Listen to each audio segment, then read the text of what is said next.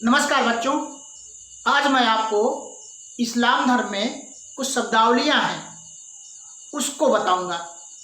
तो इस्लाम धर्म में जो शब्दावलियाँ पूछी जाती हैं और थोड़ा कठिन लगती हैं, जो आपको नहीं आती है, उसको मैं बताने जा रहा हूँ।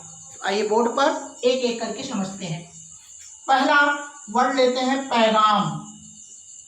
पैगाम पैगाम का अर्थ बच्चों होता है संदेश। क्या होता है? संदेश। और ये संदेश किसका? अल्लाह का संदेश। किसका संदेश? अल्लाह का संदेश। संदेश किसका? अल्लाह का। अर्थात पैगाम का अर्थ है संदेश, और यह संदेश किसका? अल्लाह का संदेश। और इसी से बना है पैगंबर। इसी से बना है पैगंबर। पैगंबर अर्थात संदेश वाहक। संदेश वाहक।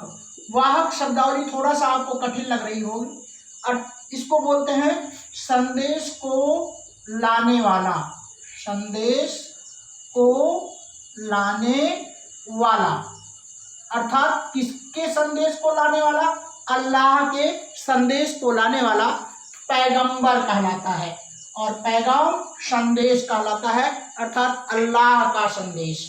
तो पैगंबर का अर्थ होता है संदेश वाहक, या इसी को बोलते हैं देवदूत। इसी को क्या बोलते हैं? देवदूत। ठीक है, अगले शब्दावली पर आते हैं। सीरा। सीरा सीरा बोलते हैं जीवनी को। सीरा किसको बोलते हैं? जीवनी को। और सीरत। सीरत सीरत अर्थात मुहम्मद या मोहम्मद साहब की जीवनी का संकलन। जीवनी का संकलन क्या कहलाता है? सीरत। और सीरा क्या है? जीवनी। सीरत और सीरा। सीरा जीवनी, सीरत मोहम्मद साहब की जीवनी का संकलन सीरत कहलाता है। तो पैगाम संदेश। किसका संदेश? अल्लाह का संदेश, ईश्वर का संदेश। पैगंबर संदेश वाहक। वाहक माने लाने वाला, संदेश को लाने वाला, अर्थात संदेश वाहक या देवदूत। सीरा जीवनी, सीरत मोहम्मद साहब की जीवनी का संकलन सीरत कहलाता है। तो इतनी चीजें आपकी समझ में आ गई होंगी। अगले शब्दावली पर आते हैं। मोहम्मद। मोहम्मद या इसी को आप कहते हो मोहम्मद। मोहम्मद तो चाहे आप मोहम्मद कहें, चाहे आप मोहम्मद कहें, इसका अर्थ होता है प्रशंसित। प्रशंसित प्रशंसित अर्थात प्रशंसा के लायक। प्रशंसा के लायक या प्रशंसा के योग्य। प्रशंसा के योग्य। प्रशंसित या प्रशंसनीय। प्रशंसनीय अर्थात जिसकी प्रशंसा की जाए। जिसकी प्रशंसा की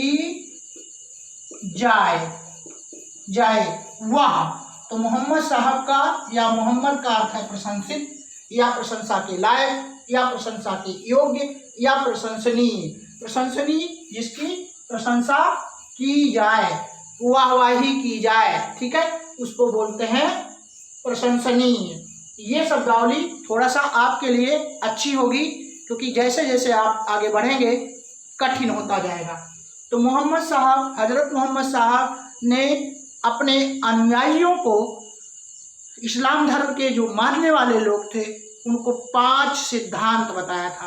5 शिक्षाएं बताई थी उन्होंने। 5 सिद्धांत या 5 प्रकार की शिक्षा उन्होंने दी थी। क्या करने के लिए? कलमा, रोजा, नमाज, ज़कात, हज। कलमा, रोजा, नमाज, ज़कात, हज। कलमा, रोजा, नमाज, ज़कात, हज। ये आपके दिमाग में बैठ गया होगा। तो कलमा, रोजा, नमाज, ज़कात, हज, ये 5 सिद्धांत उन्होंने अपने लोगों को अर्थात इस्लाम धर्म के लोगों को दिया था। ये 5 सिद्धांत थे या 5 शिक्षाएं थी।